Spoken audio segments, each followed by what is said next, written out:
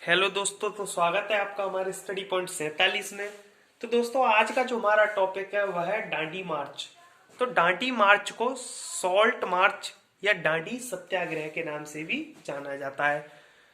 तो ये सत्याग्रह 12 मार्च 1930 से 6 अप्रैल 1930 के बीच में रहा।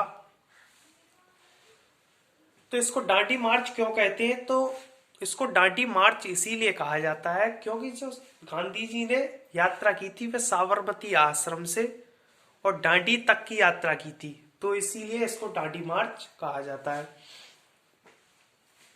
अब 2 मार्च को महात्मा जी गांधी जी ने वायसराय को एक पत्र लिखा था, जिसमें उन्होंने जो ब्रिटिश शासन था उसके बुरे प्रभावों तथा अपनी 11 सूत्री मांगों का उल्लेख किया,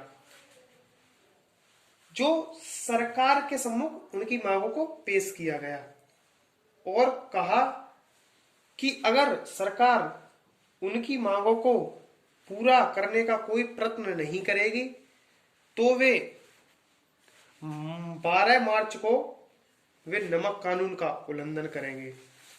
तो सरकार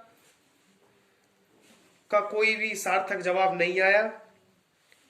इसके विरोध स्वरूप महात्मा गांधी जी ने 12 मार्च सन 1930 ईस्वी को साबरमती आश्रम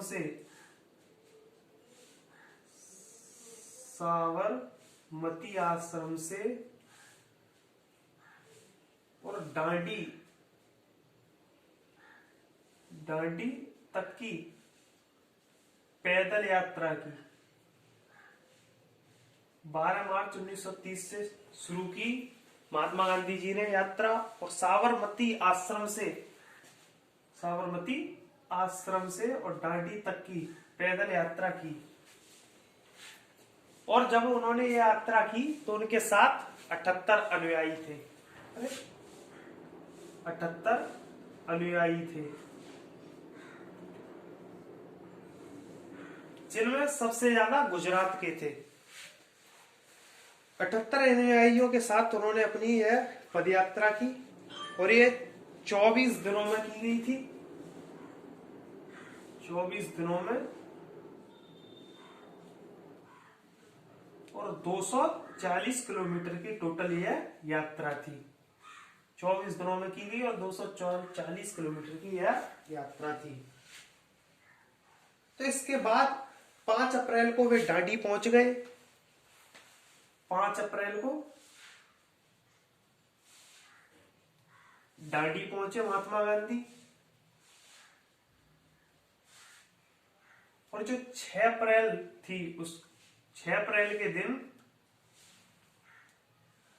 महात्मा गांधी ने नमक कानून तोड़ा।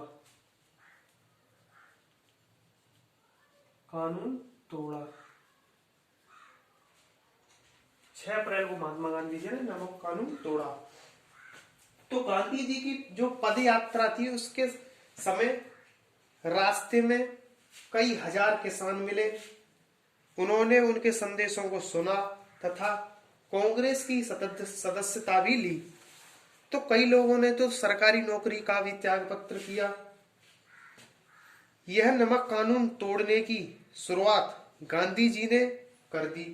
फिर इसके बाद नमक कानून तोड़ने का जो सिलसिला था, नमक कानून तोड़ने का सिलसिला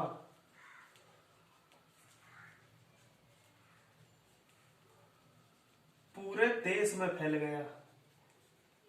देश में फैला, यानी महात्मा गांधी जी ने जो शुरुआत कर दी थी उसके बाद नमक कानून तोड़ने का जो सिलसिला था वो पूरे देश में फैल गया। सिलसिला पूरे देश में फैल गया।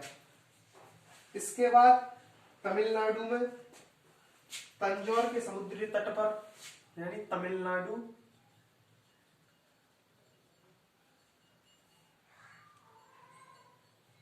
तंजौर तट पर सी राजगोपालाचारी, श्री राजगोपालाचारी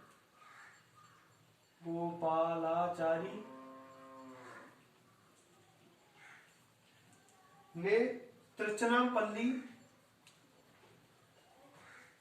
त्रिचनापल्ली से वेदारण्यम तक की यात्रा की। वेदारण्यम तक की यात्रा की।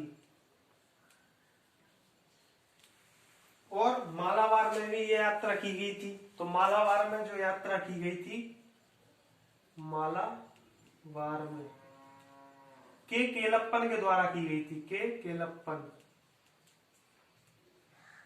तो ये यात्रा केलप्पन के द्वारा कहां से कहां तक की गई थी?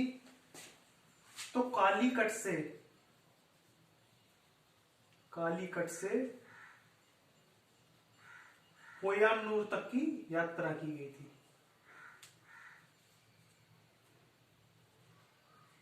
पोयानूर तक की यात्रा